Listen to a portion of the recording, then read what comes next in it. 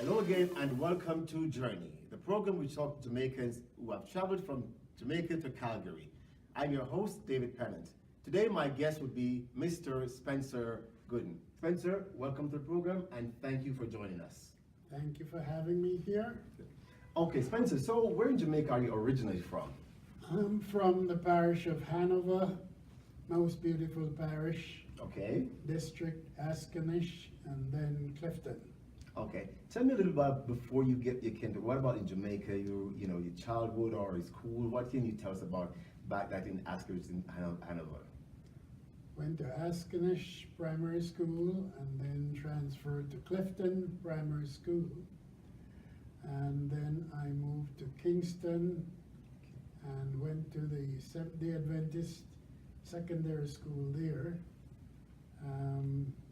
Got my senior Cambridge Mm-hmm. and then went on to the University of the West Indies and did a degree.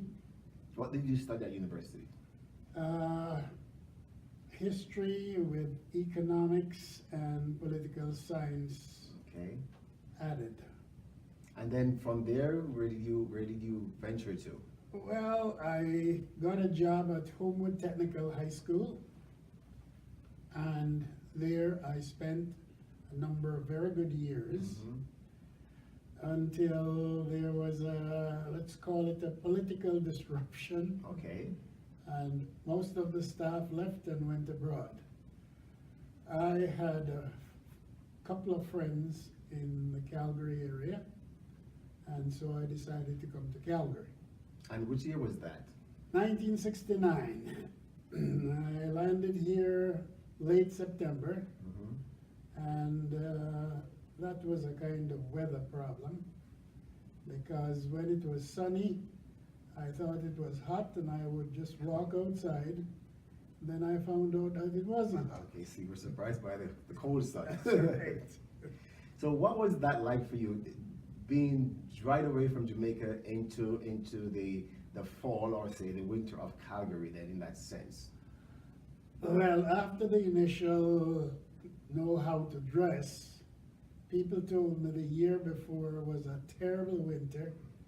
I remember 39 days of 40 below or something of the sort. So I went and bought long johns and all kind of johns and thick coats, and I took them everywhere I went and became kind of laughing stock, because on a nice day I would still have on my winter coat. Spencer, leaving Homewood Technical where you're a teacher and coming to Calgary because of political upheavals, as you said, you got into Calgary. What was your first job? My first job was a substitute teacher with Calgary's separate school system. I applied to the public school. They said I had to take another medical. I had just done a medical to get here. So I went next door and they said, "Can you start tomorrow?" And I said, "Yes," without realizing that I couldn't teach with them full time because I wasn't a Catholic. I got into that later, and that created other problems.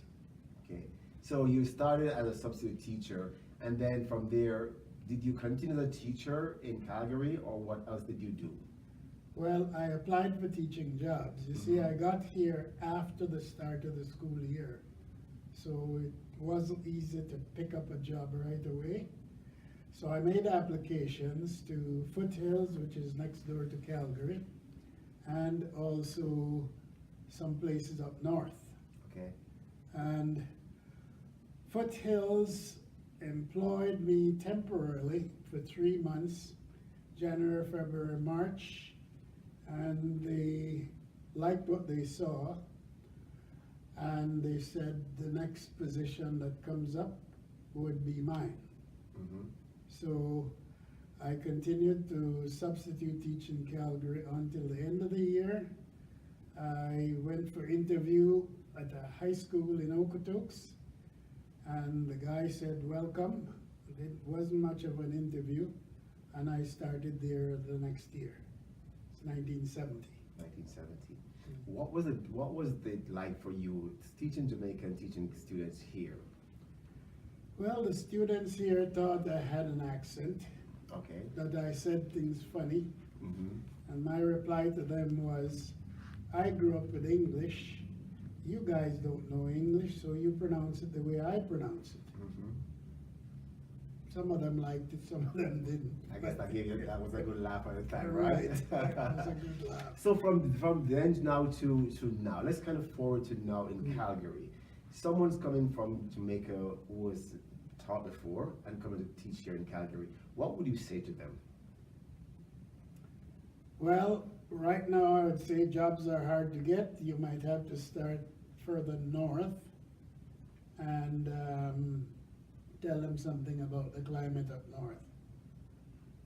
Depending on the age of the person, it might or might not be a good idea. When you say not a good idea, could you say more about that so they can Well, understand? if you started up north where it's very cold, then an older person might not be able to make the transition as well as a younger person who might learn to ski and to skate and this kind of thing. Okay, so we're living in a more dry climate in Calgary here. So let's say they're going to be in Calgary, coming straight from Jamaica to Calgary. What would you information or advice would you give someone coming from Jamaica to Calgary now, young person, average age is okay, you know, to really expect coming to Calgary now, based on what you see versus back then? First of all, I would say come in the summer. Okay. Get acclimatized and get ready for winter. As far as the job situation is concerned, I would say be well prepared in whatever field you are. Whether it's, you know, education, business, whatever it is. Be well prepared because you have to show you're as good or better than whoever you're meeting here. Good. And what was the community, Jamaican community, like back then for you? Well, there wasn't much of a Jamaican community. There was the Caribbean Canadian Association, which I hooked up to, and they participated in all the big things like Stampede and summer programs, that kind of thing. Okay. So I met the few other Jamaicans there were here through the association. And then, in terms of the community growth for Jamaicans, what would you say today compared to then? Oh, it's vastly different. In the 70s, the oil boom here was fantastic. Tradespeople could step from one job, go across the street and get another job right away. So a lot of the people in Ontario moved out to Calgary. And so in no time we had a fantastic influx of Jamaicans moving here, some from Eastern Canada and some from back home.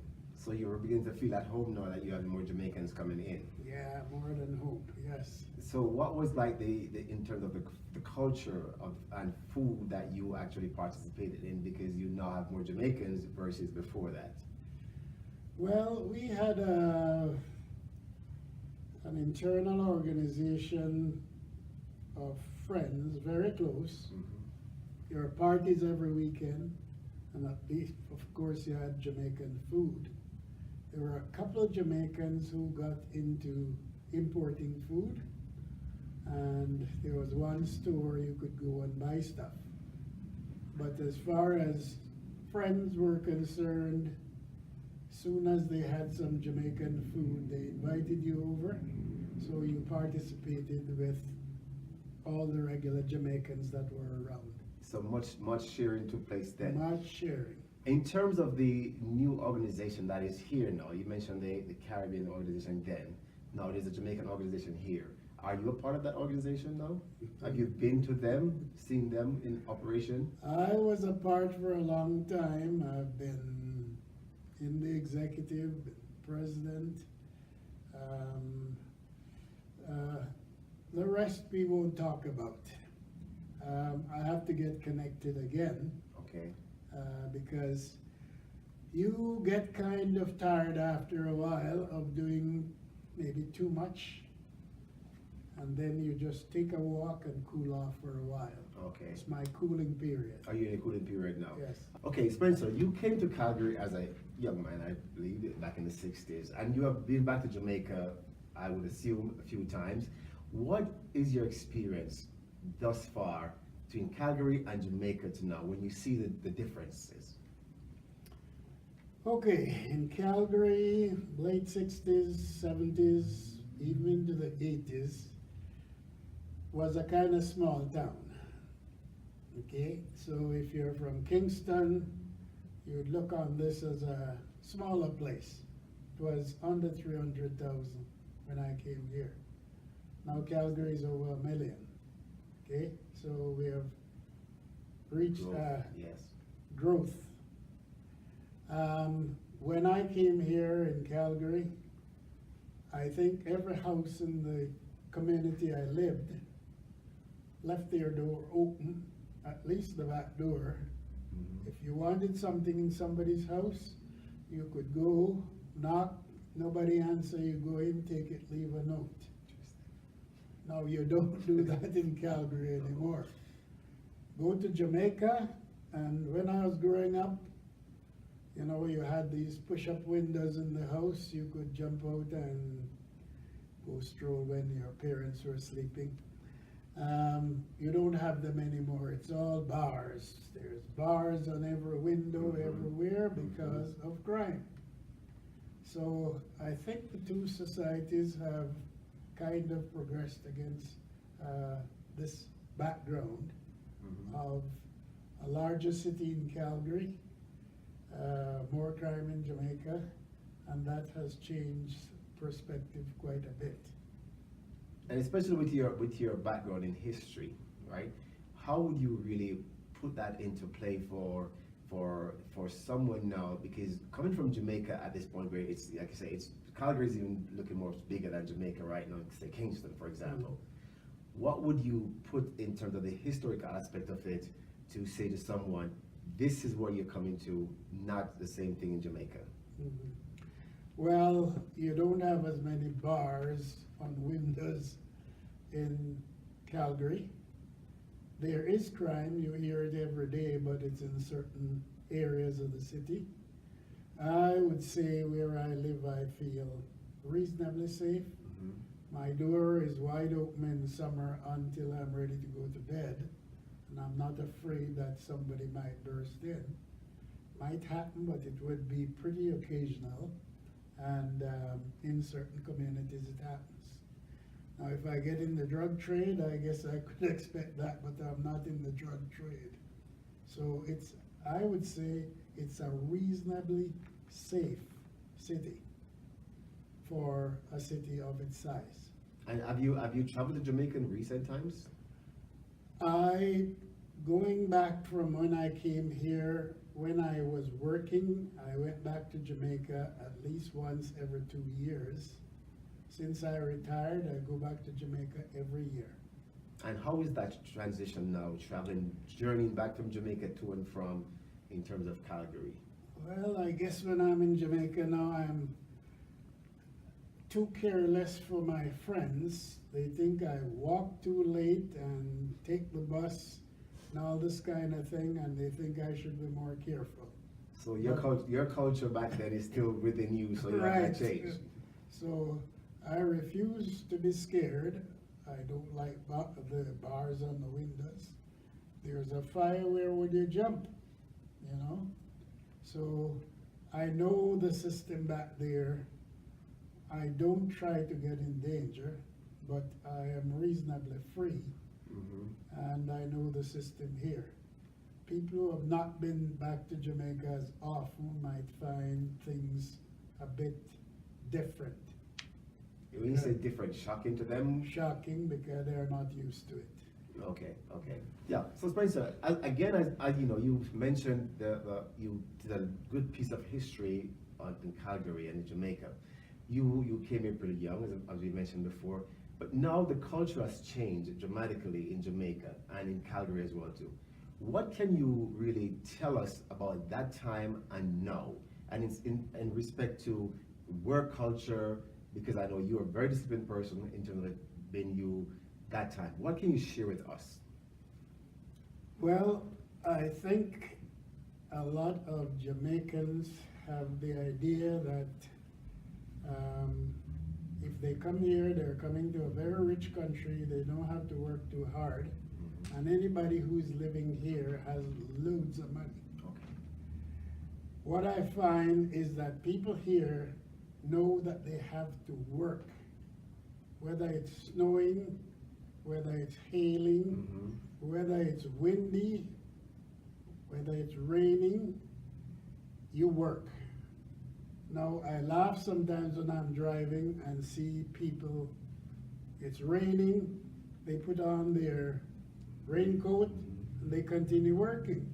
And I say to whoever is in the car with me, this was in Jamaica, everybody's gone. There's no way you could tell them to put on a raincoat and work. So the attitude is You very know, different. The discipline here is very different.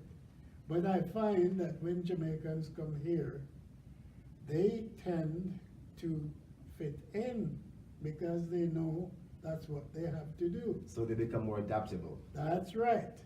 But as soon as they go back to Jamaica, they go back to their old ways of doing things. And that's a shame.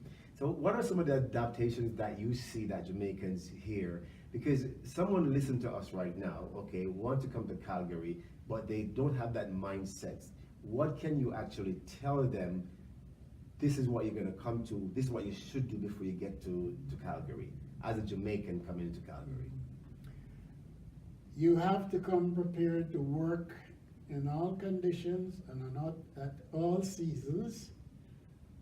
Except work is shut down, you're expected to get there and you're expected to work. As a teacher, I drove to Okotoks every day, and unless the RCMP closed the highway, I have to go, regardless of how bad it is. And sometimes it's pretty bad, okay? So this is one thing you have to expect to come here. You have to work for your pay. You have to do what the boss says, and you have to expect to do that every day. Every day. So from Homewood Technical teaching to here in Calgary, in Okotoks, and now you're retired. Can you give us a couple of nuggets that we can take away from you being there for since the 60s until now, as we wrap up? I would say Canada, Calgary has been a great experience. I've watched the city grow from small city to big city. If you come here, be prepared to fit into a fast-moving, fast-paced lifestyle. The technology is getting pretty high here. We are, I would say, as progressive as anywhere in the world. So be prepared that you are up in technology. So education is important. Yes, and wherever you work, whatever field you're in, technology will be present, and you must be able to adapt to that. Good, thank you. Spencer, it was great talking to you, and of course, your very long history of being here from Jamaica to Calgary for so long, it has really given us a lot of information. Thanks again for sharing your story with us. You are certainly welcome. Thanks. That's our program for today, and thanks for joining us. Remember, if you have any comments or questions, please see below. I am David Pennant, and until next time, please join us on Journey and Walk Good.